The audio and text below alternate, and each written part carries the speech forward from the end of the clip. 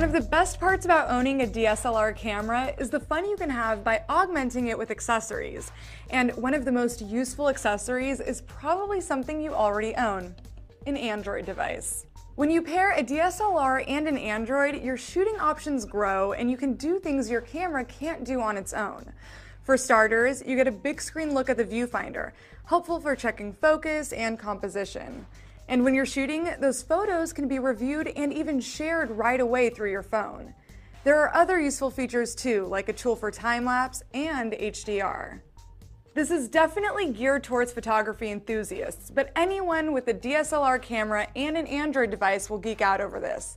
Here's how the setup looks. You'll need the DSLR controller app installed on your phone.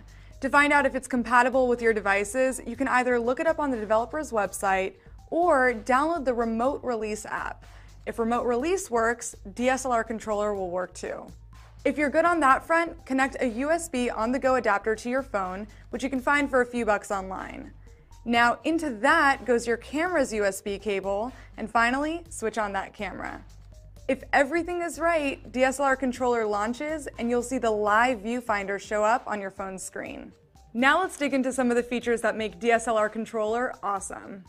For starters, any controls you normally have on your camera are available here on the side.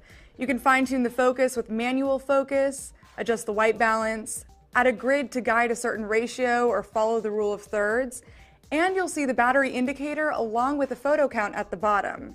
Just note that obviously the features you see here correspond to whatever shooting mode you're in.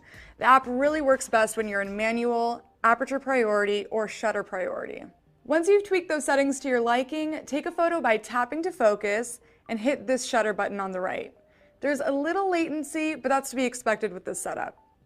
At any point, you can view the photos you shot by tapping the play button here. If you launch this settings menu, you'll see even more tools and options, ones that aren't available on your camera. For instance, you can set up a time lapse. Usually, you'd need an intervalometer to do that, but here it's built right into the app. You also have automatic HDR along with a mode for focus stacking. But my favorite feature is one that takes this whole setup to the next level. Wi-Fi pass-through.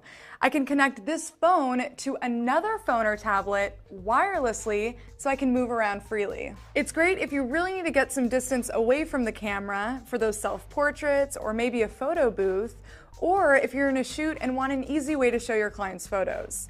To do it, install DSLR controller on the second device, then connect both devices to the same Wi-Fi network.